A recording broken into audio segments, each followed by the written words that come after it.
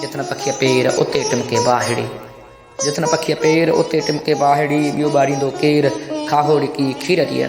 अस्सलाम वालेकुम दोस्तों, सिंध कायनात यूट्यूब चैनल साण करे आऊं हाज़िर आहियां जो मेज़बान बेगम खोसो।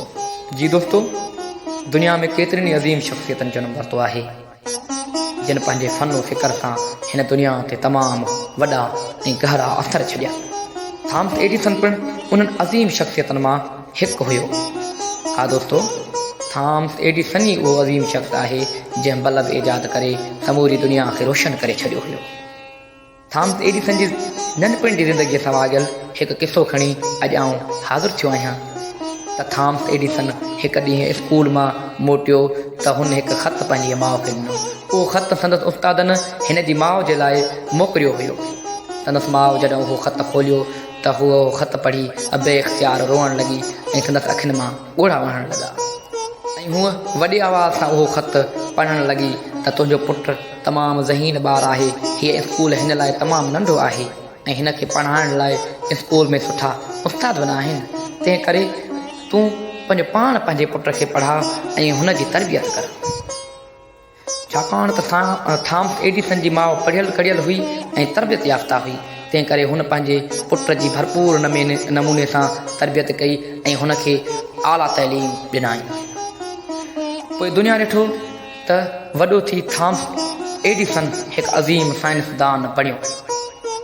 पर हा, संदसि उहा अज़मत ॾिसण जे लाइ संदसि अज़ीम माउ जेरी न हुई।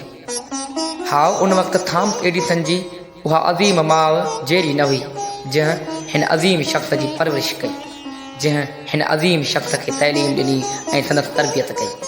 पोइ हिकु ॾींहुं थॉमस एडिसन पंहिंजे घर में कुझु ॻोल्हींदे खेसि संदसि माउ खे लिखियलु उस्तादनि जो उहो पुराणो ख़त हथु अची वियो।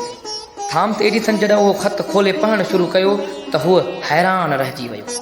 उन ख़त में लिखियलु हो त तुंहिंजो पुटु इंतिहाई बेवकूफ़, कम अकुल ऐं ज़हनी मज़ूर आहे।